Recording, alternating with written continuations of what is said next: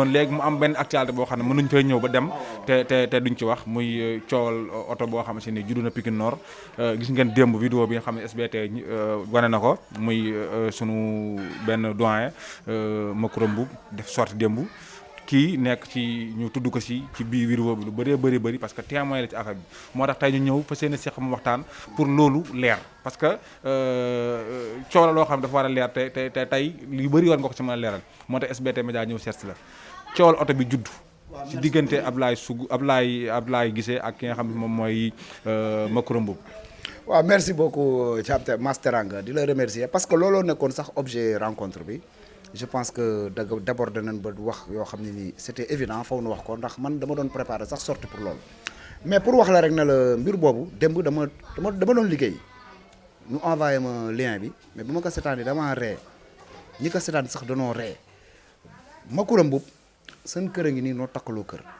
je le respecte beaucoup su ma publier sama photo Facebook bind vivement fulla ak fayda mu dugg ci di ma traité de tous les noms d'oiseaux bon vraiment li ma ko njëkk a wax sax réponse bi ma ko njëkk a jox bi ma ko répondre na ko grand rus naa say doom mais tu es irresponsable te dinaa ko wax Aliou Sow Ndiaye sax ñu ne woonan ma ne ma na la répond plus bu ko topp maintenant dama koy wax leen démb dégg naa li mu wax lépp li ma ci intéressé li may répondre laay wax dégg naa mu ne man dama kaa saaga su ma amuloon lu mu rus dinaa wax lu ñaaw mais lu muy wax du dëgg ndax man je ne suis pas éduqué comme ça moom il me connaît très bien mais bu dee dafa yor benn làmmiñam bu bon yaakaar ni moom mun na yàq doomu aadama ndax làmmiñam il se trompe lourdement loolu dama bëgg nga yónnee ko vidéo bi nga wax ko na ko gis nga làmmiñam boobu mu yaakaaree ni day menacer nit wala day jël nit en otage di menacer ay nit dafa ni moom na dem Walfadjri na dem fu ko neex te naa ko wax benn affaire mu xam ko que je ne l'entends plus citer ma famille dans les réseaux sociaux ou bien dans ces trucs bu ko defatee je ferai mes réserves au niveau du commissariat kooku mayatuma ko ndax dafa yor benn làmmiñ boo xam ne ni di jaxase di dugg ba dugg ci loo xam ne ni dugg kër jàmbur di wax man sam papa moom fii la dëkk sam papa da kenn da kaa xam ci ay caaxaan papa ku ñëw ci kër gi ku duggul ci kër gi doo ko fekk mu koy tudd di fi wax ay wax yu ñàkk faydaam yooyu respecté naa ko trop te rus naa ay doomam bu amee ay jaxase yu muy jaxase na koy yamalee këram kooku dama ko koy wax bu mu dugg bu ma ko déggatee mu tudd sama famille ci réseaux sociaux wala ci ay affaires yi di leen invité ay télé yi di wax je ferai mes réserves te dinaa dem ba le commissaire interpellé ko ci kooku dama ko doon wax yeneen détails yu muy wax par rapport ak oto bi man dama ko doon dimbali te yàlla tax otom bi nekk na fi presque 5 mois panne bu nu toogee maak moom fële chaque jour dañuy waxtaan ci politique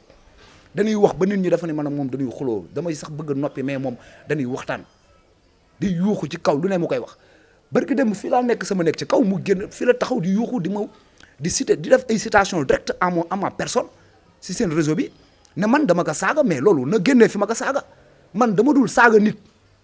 te loolu dafa ma metti ndax di wax publiquement ne man dama ko saaga mais ba ku ko dégg yaakaar ni man noonu la mel moom dafa bëgg di yàq doomu aadama ci làmmiñam mais man il est très petit pour yàq ma rus naa ay doomam mais bu dul woon ay doomam dinaa ko wax luy tàkk te du fay. léegi fi mu bëgg ñëw ci oto bi moom nee na otoom dafa paan mu xëy Ablaye Guissé woo ko ne ko nuyoo moom ba pare waxtaan ba si yàgg ne ko sa oto dégg naa dafa paan. je ne veux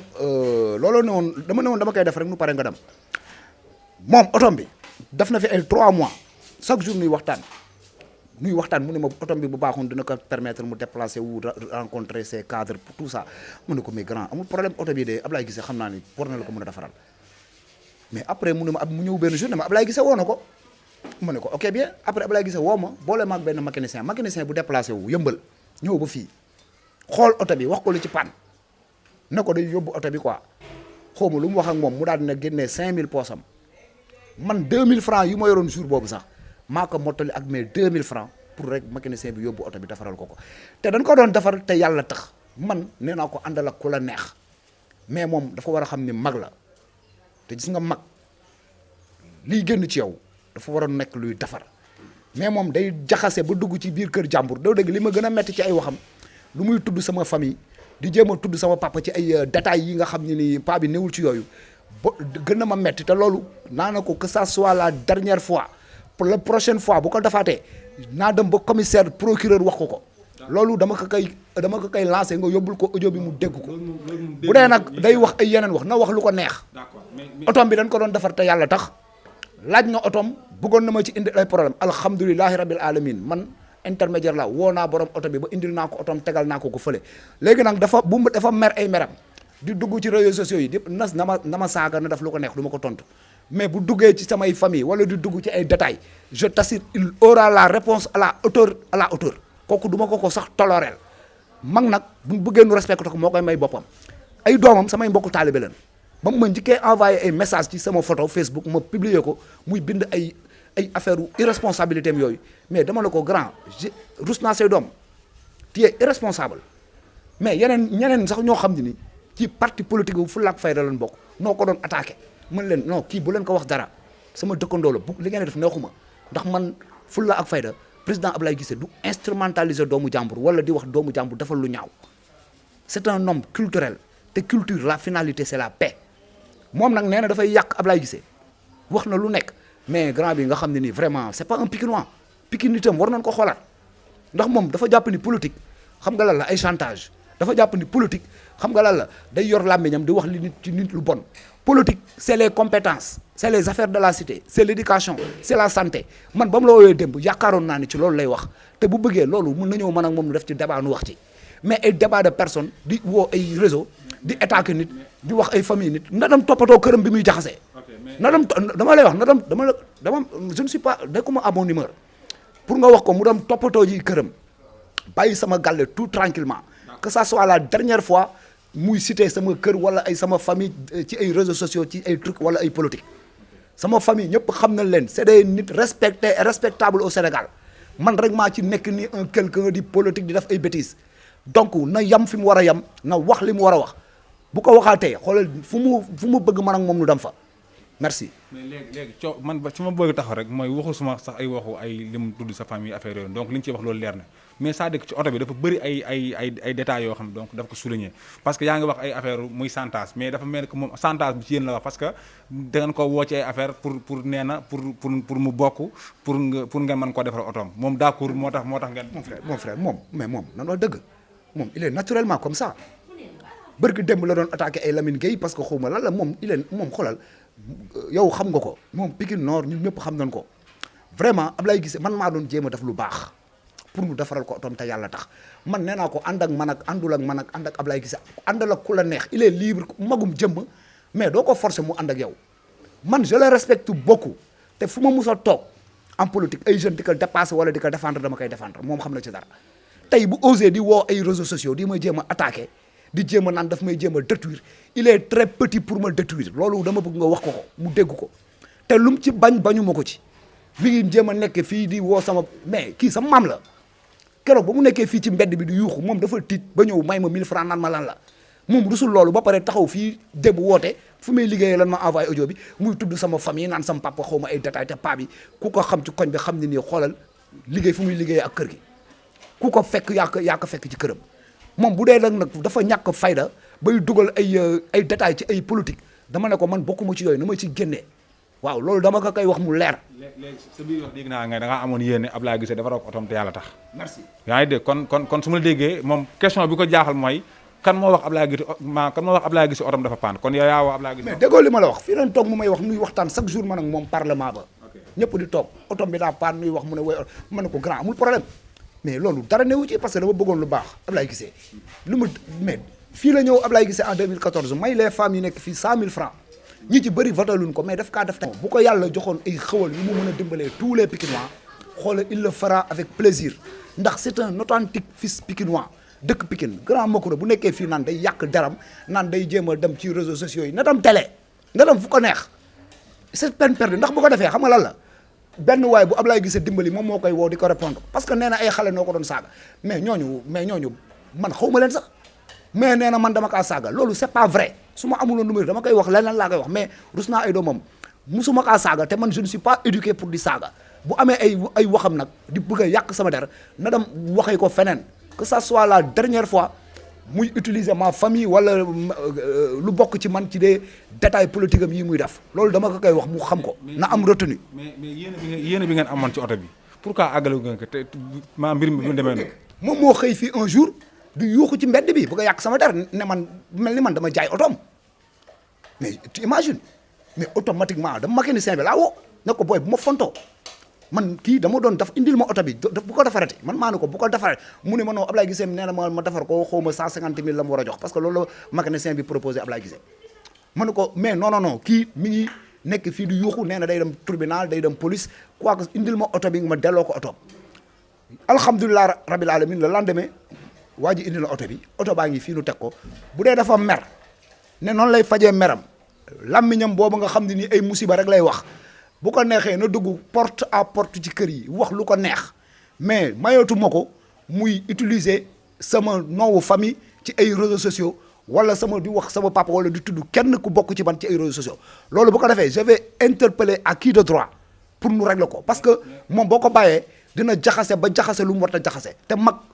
dafa war a xam ni mag la démb ñi ko seetaan ñëpp a ree ñëpp a ree ndax moom ay béjjaa mu waroon a dem julli di jaamu yàlla nekk ci leneen wala mu def réel politique am ñaata moroomam nooy politique Matar Diop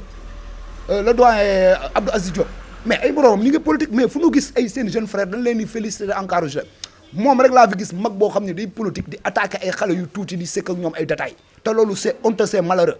man nag dinaa jël samay responsabilité ci moom loolu c'est sûr et certain. comme waxoon na leen ne leen waxaal naa mécanicien ci oto bi pour mu defar ko ak main d'œuvre bi lépp 60 000 te yor na 50 000 est-ce que mënu ngeen ko woon yëkk 10 000 jox ko rek. ma bëgg a jaxaseeg adduna bi mais mënumaa jaxaseeg adduna bi pour ma wax la ko yow sa oto magum jëmm nit dina ñëw jël sa oto jël beneen oto fay 10 000 yóbbu ko nga setaan ko après nga naan bëggal ay détails mais qu'on dise la vérité oto bi doo dégg mi ngi nii 5 mois oto bi fii la nekk il paraît que sax nee nañ ma yóbbu nañ ko caaro yi fu nekk yóbbu nañ ko oto bi defar ko c'est un problème mais man comme que delloo naa ko otoom alhamdulilah rabil alamin je n'ai plus à parler de otoom pare naa ci moom dootuma waxati ci moom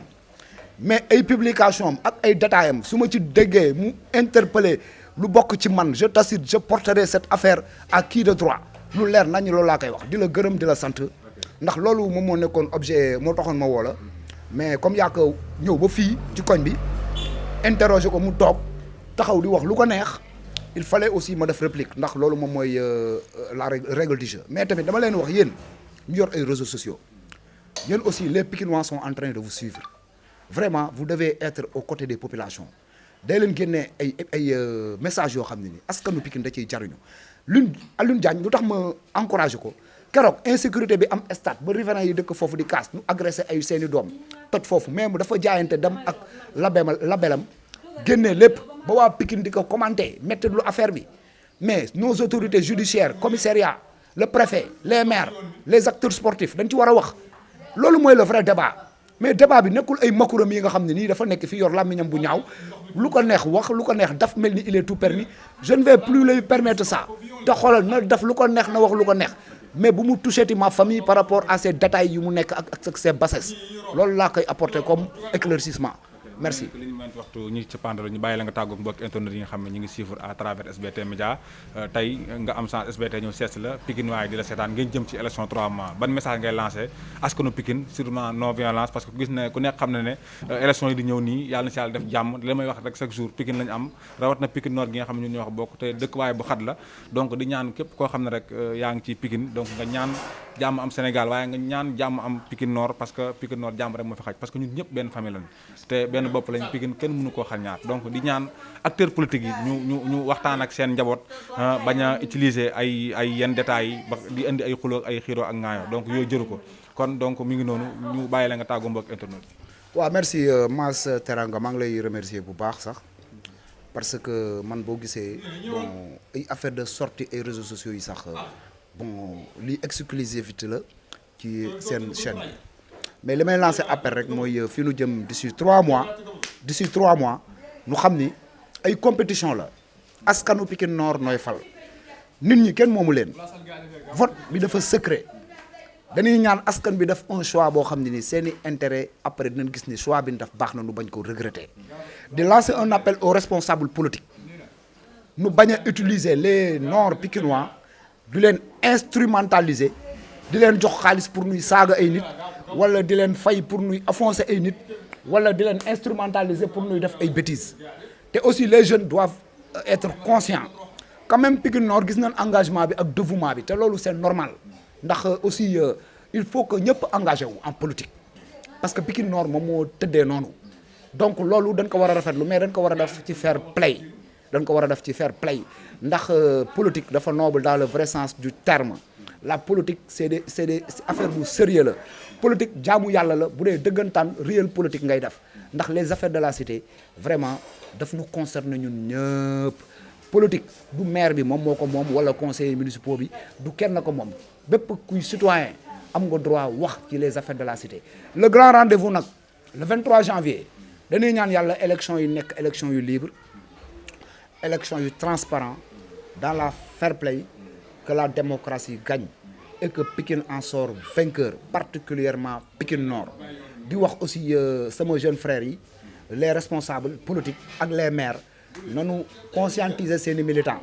xam ni image bi nuy wane Pikine violence bi dëkkul Pikine ay noble no fi dëkk